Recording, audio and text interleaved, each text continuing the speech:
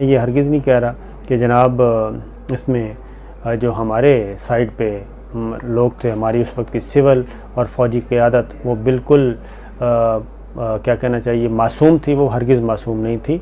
और उसमें उस वक्त के जनाब पीपल्स पार्टी जुल्फ़िकार अली भुट्टो साहब भी उतने ही उसमें हिस्सेदार थे जितने याहिया ख़ान था।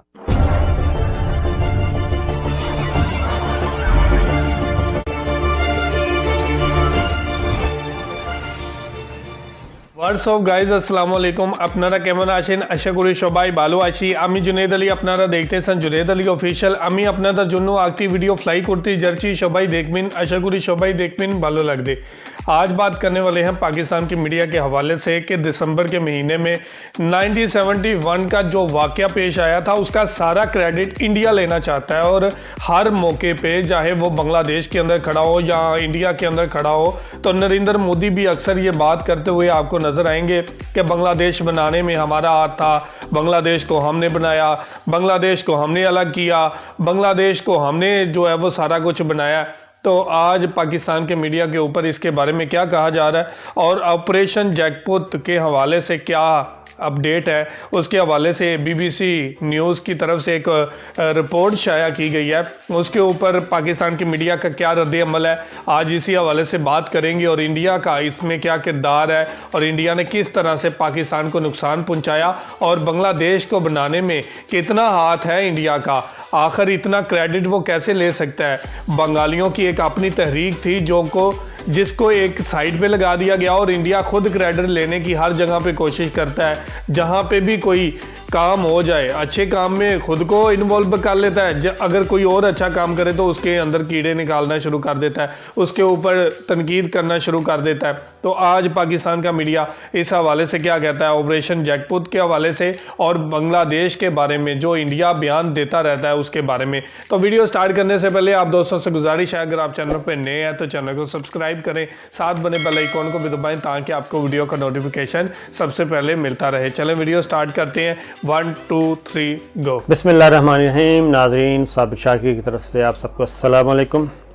आज हम एक और ख़बर है जनाब हमारे पास, वो उसको ज़रा डिस्कस करते हैं। ये दिसंबर का महीना आपको मालूम है और हिंदुस्तान, इंडिया, ये हमारे साथ क्या करता रहा है और क्या कर रहा है और मुसलमानों के साथ क्या कर रहा है, ख़ास तौर पे ये एक चीज़ आपको से डिस्कस करते हैं।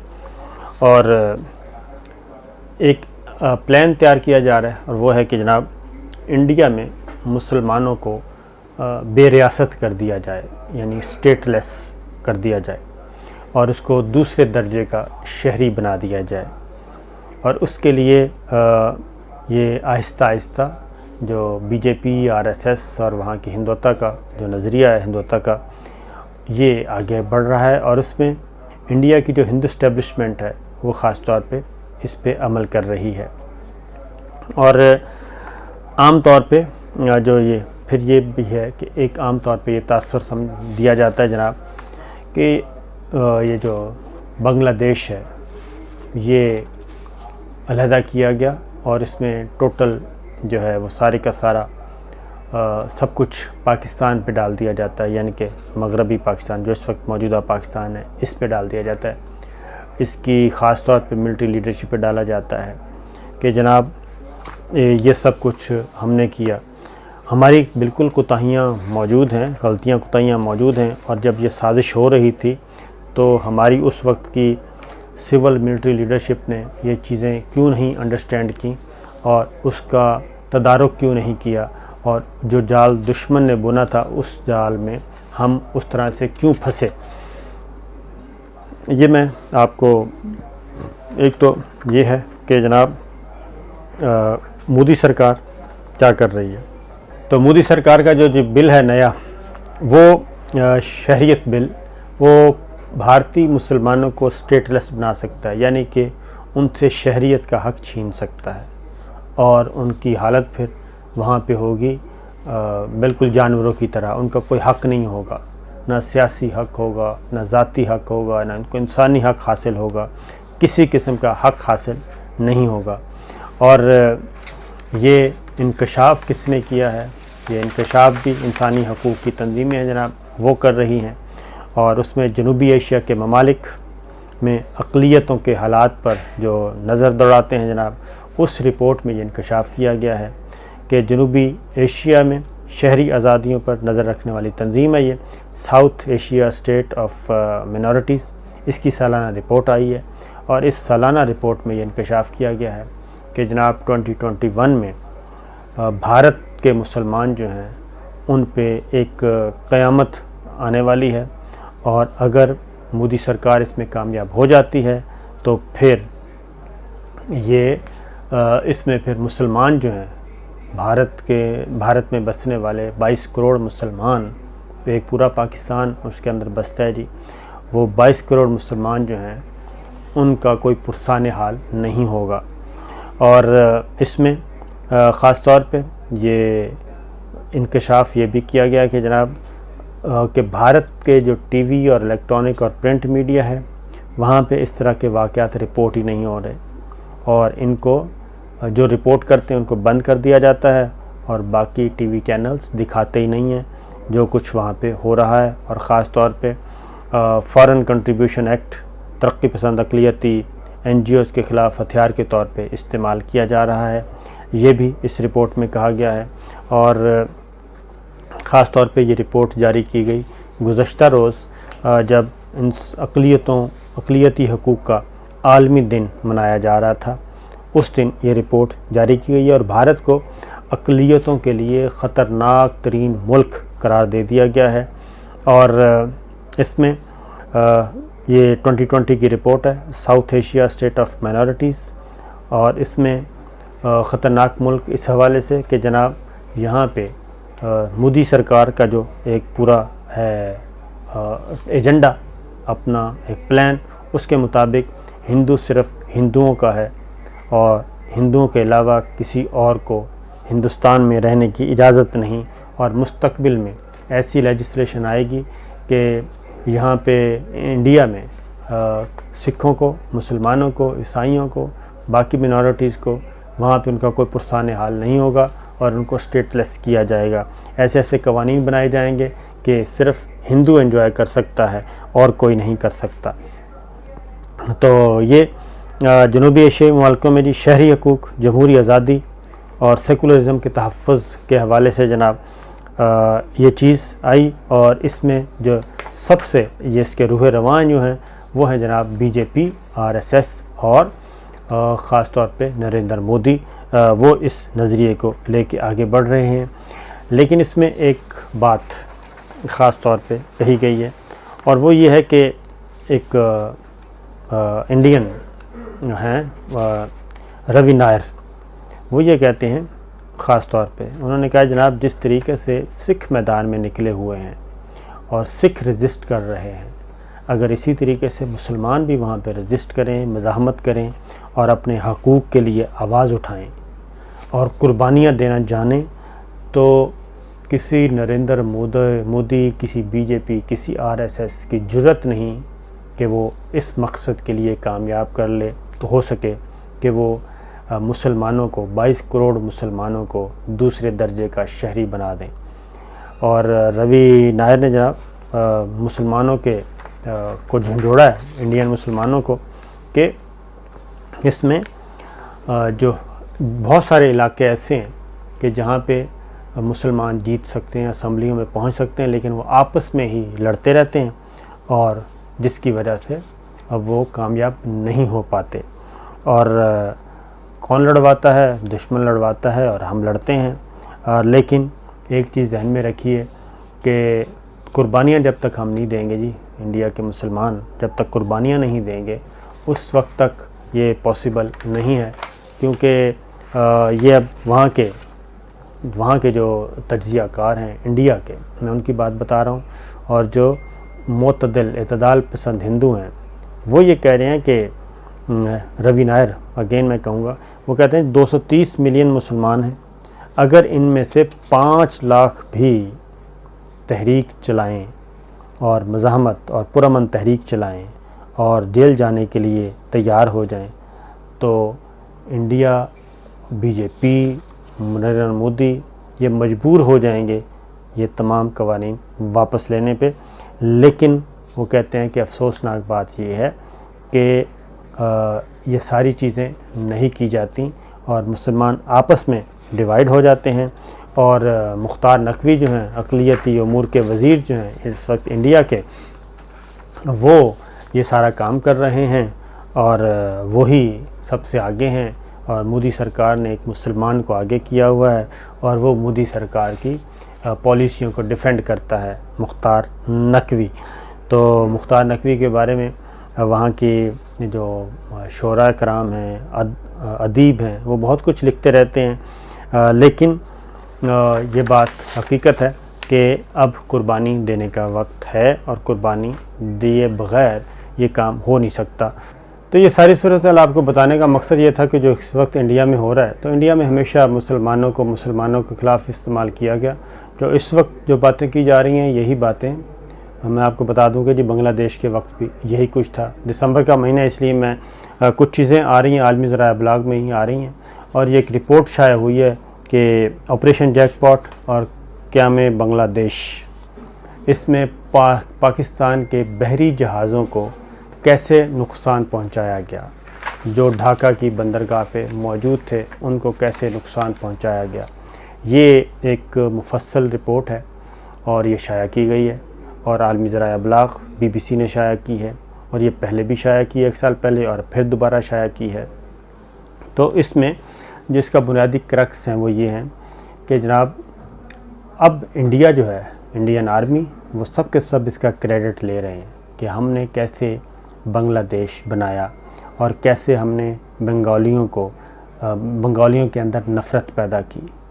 बांग्लादेश में यानी कि ढाका में और चट्टागांग में किस तरीके से हमने नफ़रत के बीज बोए और फिर ना सिर्फ नफ़रत के बीज बोए बल्कि उसके बाद हमने वहाँ बंगालियों को लेके किस तरीके से हमने मुक्ति बाहिनी के ट्रेनिंग कैंप कायम किए और वहाँ पे ट्रेनिंग दी। इस ऑपरेशन जैकपॉट में तमाम किरदारों का जी ज़िक्र मौजूद है एक एक का, और जिस तरीके से इंडिया के रॉ के और इंडियन आर्मी के जो कमांडर थे वो कैसे हिदायत दिल्ली से ले रहे थे, फंड्स ले रहे थे तरबियत के लिए, और इवन यहाँ तक लिखा है कि जनाब खाने पीने के लिए क्या है और उनको किस तरीके से उनकी ब्रेन वॉश किया जा रहा था। और इसमें ये भी है कि उनकी ट्रेनिंग मुख्तलिफ़ तरीक़ों से की गई और ऐसे लोगों को पहले नफ़रत के बीज बोए गए और फिर उनके सामने ऐसी ख़बरें उनको फीड की गई कि उनके अंदर एक जहर पैदा हो, और वो जहर पैदा हुआ। और इसमें मैं ये हरगिज़ नहीं कह रहा कि जनाब इसमें जो हमारे साइड पे लोग थे, हमारी उस वक्त की सिविल और फ़ौजी क़यादत, वो बिल्कुल क्या कहना चाहिए मासूम थी, वो हरगिज़ मासूम नहीं थी। और उसमें उस वक्त के जनाब पीपल्स पार्टी जुल्फ़िकार अली भुट्टो साहब भी उतने ही उसमें हिस्सेदार थे जितने याहिया ख़ान था, क्योंकि याहिया ख़ान और शेख मुजीब और उसके बाद जुल्फ़िकार अली भुट्टो साहब, ये सब के सब बराबर के हिस्सेदार थे जिन्होंने उस साजिश को, उन तानो बानों को नहीं समझा, और समझा तो फिर उसका तदारुक नहीं किया। ये उस वक्त की उन्हीं की ज़िम्मेदारी थी।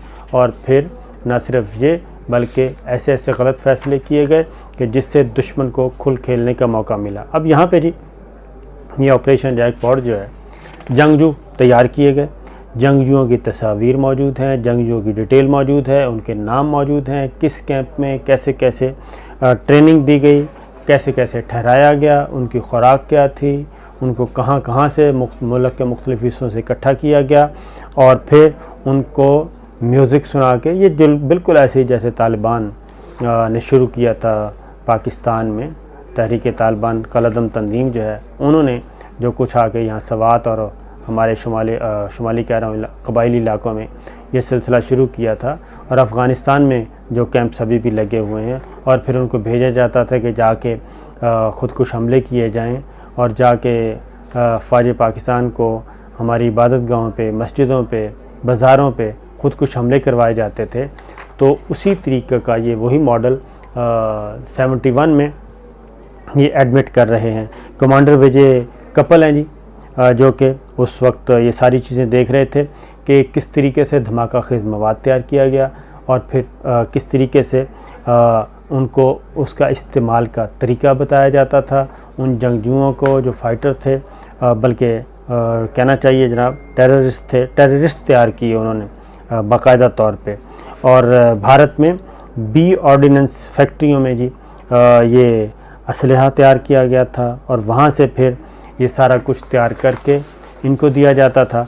और ये हमारे बहरी जहाज़ जो हैं, हमारी बहरी कुव्वत, उसको ख़त्म करने के लिए किया। और ये उन्होंने कहा जी क्यों किया, वो इसलिए किया कि जो उस वक्त बगावत थी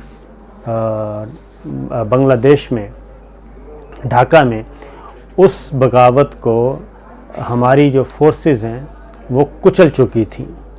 ये मैं आपको बता देता हूँ कि ये मैं आपको एक पीस पढ़ के सुनाता हूँ और उस पीस को आपको अंदाज़ा हो जाएगा कि मामलात क्या थे और किस तरीके से पाकिस्तान की फ़ौज को इंगेज किया गया। ये 4 बंदरगाहों पर खड़े जहाज़ों को जी बैक वक्त इनको क्या कहना चाहिए जी, तबाह किया गया था। और ये 14 अगस्त 1971 को जी 100 से ज़्यादा बंगाली जंगजू, जिनको ट्रेंड किया था मुक्ति बाहिनी के कैंपों में इंडियन आर्मी ने, और ये उन्होंने ये किया था। और ये उस वक्त कलकत्ता में जी फोर्ट विलियम इस पूरे ऑपरेशन की क़यादत करने वाले कप्तान सामंत थे। और बाकायदा तौर पे उनको बताया गया था कि आपको मैसेज कैसे मिलना है। और रेडियो, वो क्या कहते हैं, एक इंडियन रेडियो होता था जी, आकाशवाणी। तो आकाशवाणी की नशरियात के ज़रिए उन्होंने कहा कि आपको मैसेज मिलेंगे, और न सिर्फ मैसेज मिलेंगे बल्कि आपने उन मैसेजेस पे अमल करना है। और ये 14 अगस्त 1971 यानी कि ज़हन में रखिएगा कि 16 दिसंबर को ही मशरक़ी पाकिस्तान हमारा अलहदा हुआ था। 16 दिसंबर को ही APS में धमाके करवाए गए थे और हमारे APS स्कूल में बच्चों को शहीद करवाया गया था। और ये दिन भी 14 अगस्त का चुना गया था, जो यौम आज़ादी का दिन था। 14 अगस्त 1971 को ये चिटगांव में मुक्ति बाहिनी के जंग शाह आलम ने सबसे पहले पानी में छलांग लगाई। ये पूरी कहानी लिख रहे हैं। फिर कैसे पानी में खड़े पाकिस्तानी जहाज़ों की तरफ वो गए और जाके, और ये अब्दुल वाहिद है एक, वो सबको कंट्रोल कर रहा था। और इसमें हिंदू भी थे ये सारे, और ये सब ने मिल के ये ऑपरेशन किया और जो हमारे बहरी जहाज़ जो हैं वो तबाह किए, ताकि हमारी फ़ौजी कुव्वत जो है उसको ख़त्म किया जा सके।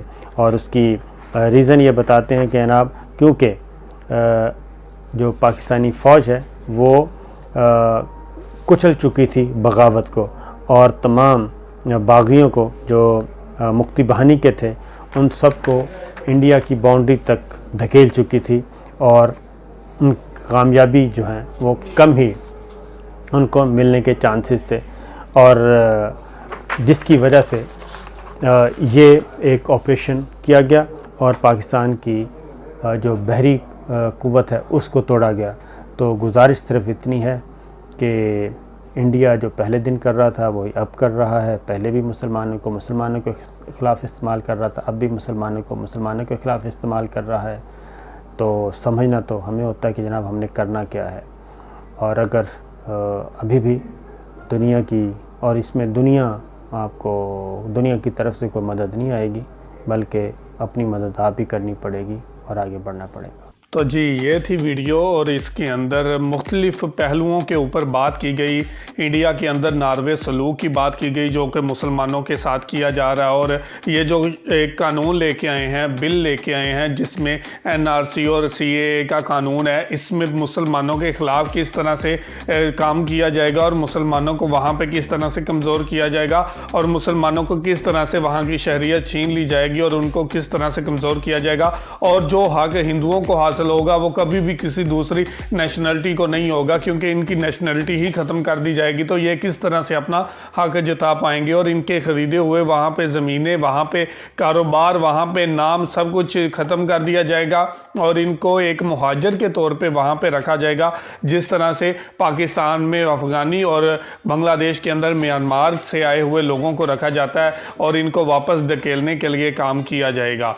अगर आपको इस चीज़ का तदराक हो गया था कि इंडिया जो है वो इस किस्म की कार्रवाई करेगा या इस तरह से वो जहर घोलेगा, तो आपको चाहिए था कि इससे बचने के लिए आपको एक अच्छे मंसूबे के साथ काम करना चाहिए था। और बांग्लादेश को टूटने के अंदर जो क्रेडिट लेने की बात करते हैं बांग्लादेश के अंदर आके नरेंद्र मोदी या उसकी एजेंसी के आदमी या उसकी आर्मी, आज भी बांग्लादेश के अंदर हज़ारों की तादाद में रॉ के एजेंट जो हैं वो मौजूद हैं, जो उस दौर में भी ऐसी तरह एक्टिव थे जिस तरह से आज हैं। इसके अंदर मुख्तलिफ पहलुओं पे बात की गई और किस तरह से इसको नुकसान पहुँचाया गया पाकिस्तान के बहरी जहाज़ों को और वहाँ के लोगों को, किस तरह से वहाँ पे असला भेजा गया, किस तरह से लोगों को ट्रेन किया गया और उनके माइंड में जहर घोला गया। चिटागोंग की बात करें या ढाका की बात करें, वहाँ के रहने वाले लोगों के दिमाग में इतनी शदीद नफरत पैदा कर दी गई कि पाकिस्तान से वो शदीद तरीन नफरत करने लगे और इतनी दूरियां इख्तियार कर ली कि आज 50 साल होने के करीब हैं और आज भी लोगों के माइंड में एक ही चीज़ है कि नफरत जो है वो मिटने का नाम नहीं ले रही।